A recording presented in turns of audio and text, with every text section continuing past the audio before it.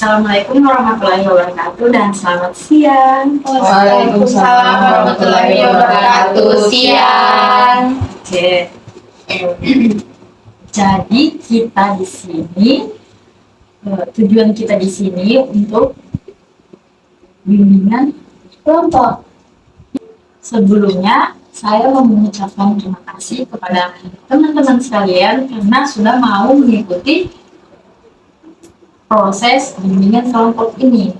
Terus sebelum kita melakukan proses ini, alangkah baiknya kita kenalan dulu. Boleh? Boleh. Perkenalannya dimulai dari saya ya. Perkenalkan, nama saya Wahidatul Rahma, bisa dipanggil Rahma. Selanjutnya dari sebelah kanan saya. Perkenalkan, nama saya Sherly Tefoni, bisa dipanggil Sherly. Halo Halo Sherly. Perkenalkan, nama saya Nurfalila, bisa dipanggil Bila. Halo Mila. Perkenalkan, nama saya Wafik Saskia, biasa dipanggil Saskia. Hai Saskia. Perkenalkan, nama saya Nurjunida, biasa dipanggil Nuzul. Halo Nuzul. Nah, jadi teman-teman sudah saling tahu kan nama Ya. Oke. Selanjutnya, supaya prosesnya berjalan lancar, kita bisa berdoa terlebih dahulu. Yo, siapa yang mau pimpin doanya? Saya. Oke. Oke, baik, sebelum kita mulai bimbingan kelompok, terlebih dahulu kita berdoa sesuai keyakinan dan kepercayaan kita masing-masing. Berdoa dimulai. Berdoa selesai. Oke. Jadi teman-teman di sini bagaimana kabarnya? Alhamdulillah baik. Oke, alhamdulillah. Jadi di sini sudah tahu apa itu bimbingan kelompok? Belum. Jelaskan ya. Iya. Jadi bimbingan kelompok itu adalah layanan bimbingan yang dilaksanakan dalam suatu kelompok dengan memanfaatkan dinamika kelompok sehingga anggota dapat mengembangkan potensi diri sekaligus memperoleh manfaat dari pembahasan topik masalah.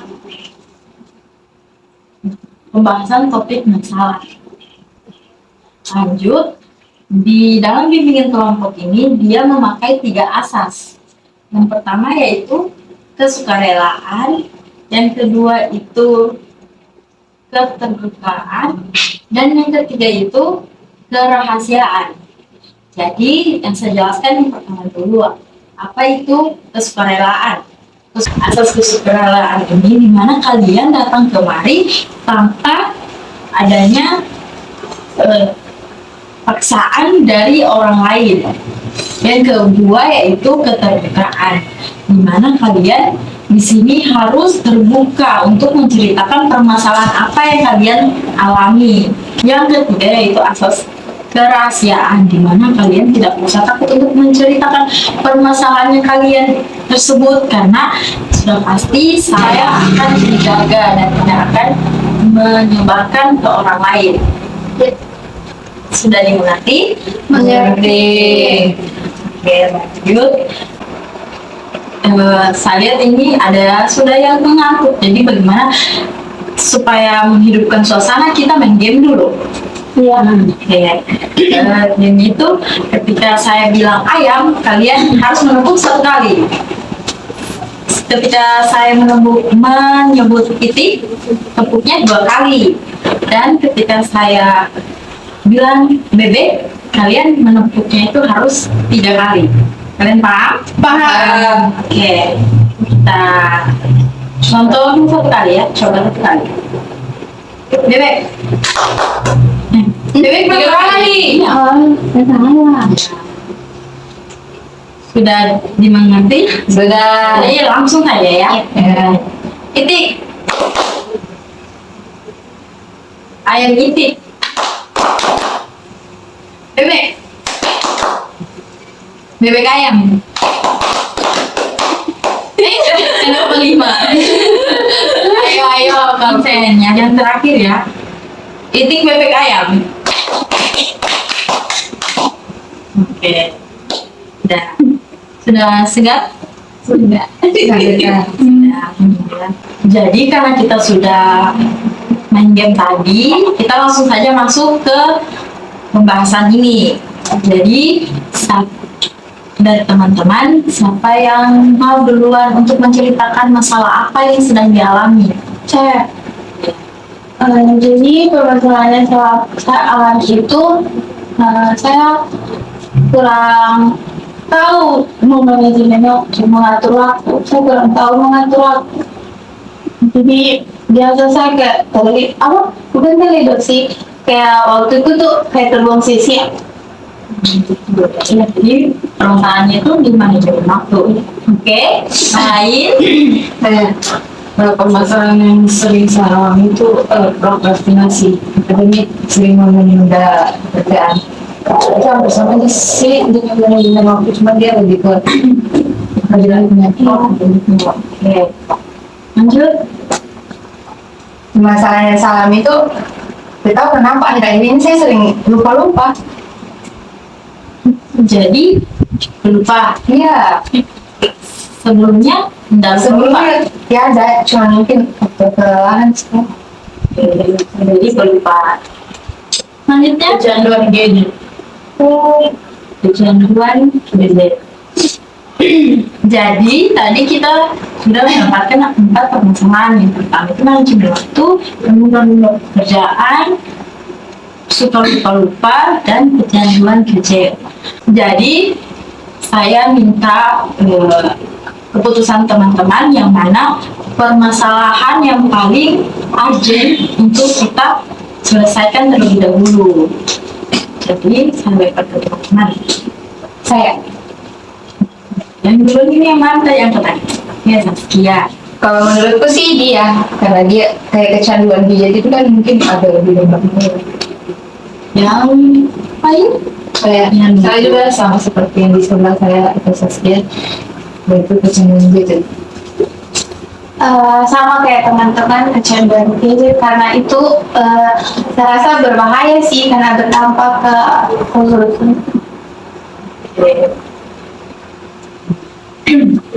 Jadi permasalahan yang kita ingin selesaikan itu adalah kecanduan gadget. Boleh Bila menceritakan masalahnya lebih jelas lagi? Tim saya tuh kalau sudah main HP kan, dia dari jam orang saya tidur, sudah jam tidurnya tapi saya masih main HP sampai jam 3, jam 5. Biasa karena sering main HP itu saya biasa terlambat bangun, terus biasa dia masuk atau banyak lagi. Jadi karena gara-gara main gadget terus itu Bila tidak ini saya melakukan apa-apa tidak sesuai waktu, tidak tepat waktu ya. Jadi dari teman-teman, apakah ada yang pernah merasakan seperti Bila?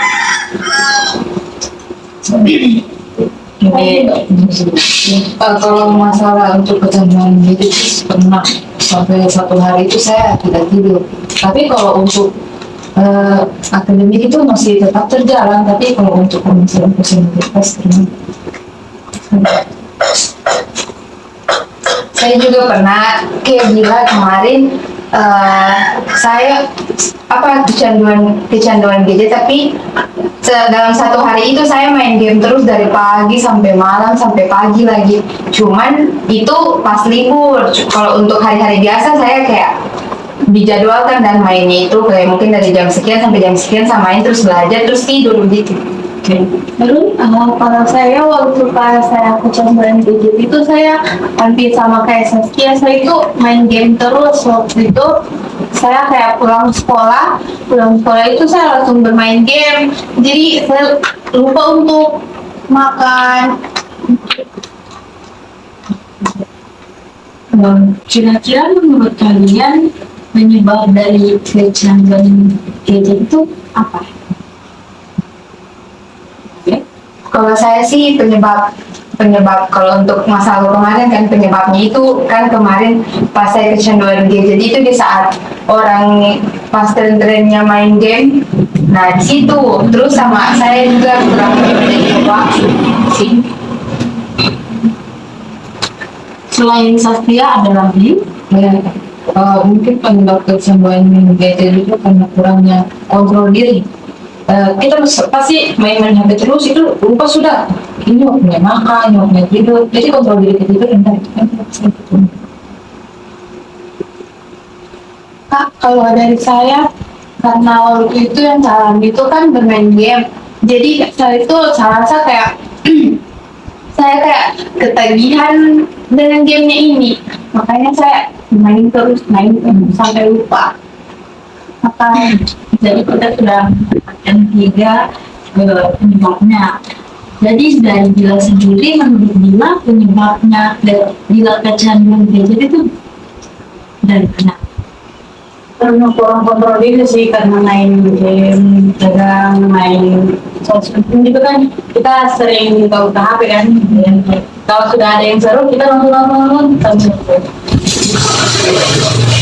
Jadi penyebabnya itu kontrol diri, kecanduan game, kecanduan apa-apa yang di sosmed dengan kurangnya game. Jadi kita di sini sama-sama untuk menyelesaikan masalah. Jadi dari teman-teman di sini ada yang bisa memberikan solusinya untuk teman kita yang punya masalah ini.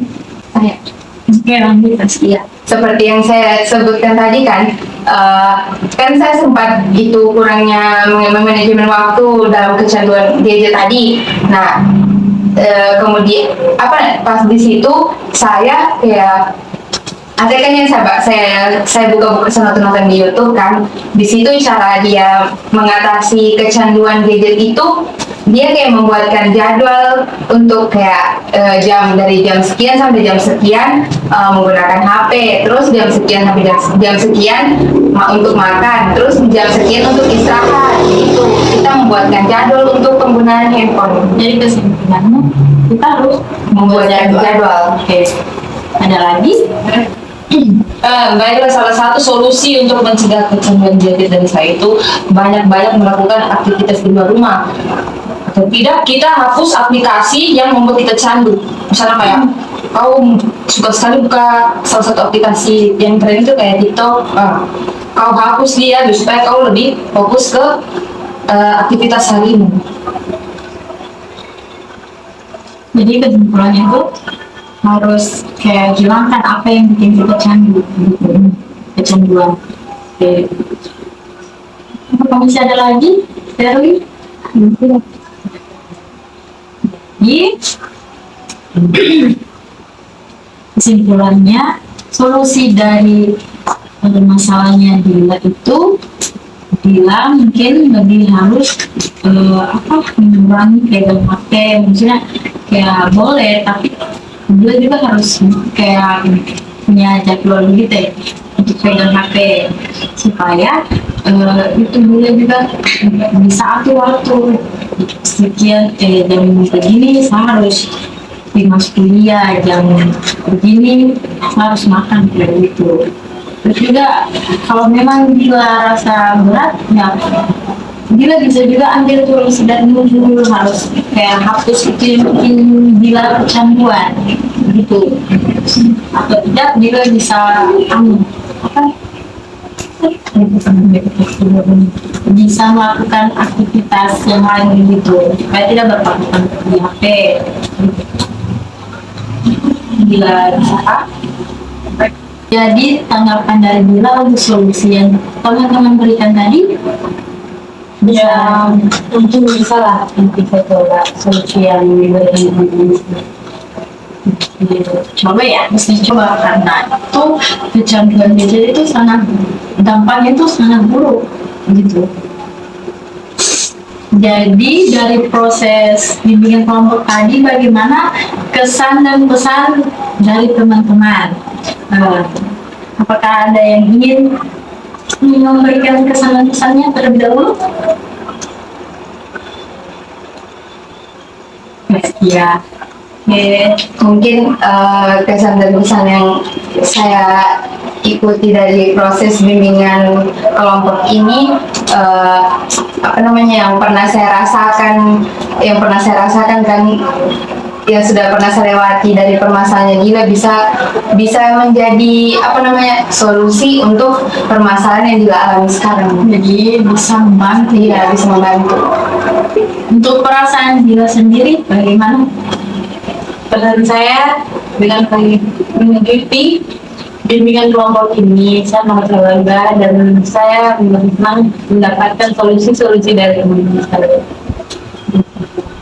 Asli. Jadi karena permasalahannya sudah terselesaikan dan mendapatkan solusi dari teman-teman, berarti proses bimbingan kelompok ini sudah selesai. Dan sebelum kalian pulang, alangkah baiknya kita berdoa sebelumnya. Dan siapa yang mau pimpinan? Ayo kita. Oke, Dila. Baik teman-teman, karena telah berakhirnya sesi bimbingan kelompok, mari kita membaca doa menurut kepercayaan yang kita masing-masing. Semoga selesai. Karena berakhirnya proses bimbingan kelompok ini, saya ucapkan terima kasih kepada teman-teman yang sudah mau mengikuti proses ini. Dan saya akhiri, Assalamualaikum warahmatullahi wabarakatuh, teman-teman. Dadah. Waalaikumsalam warahmatullahi wabarakatuh. Bisa, yuk.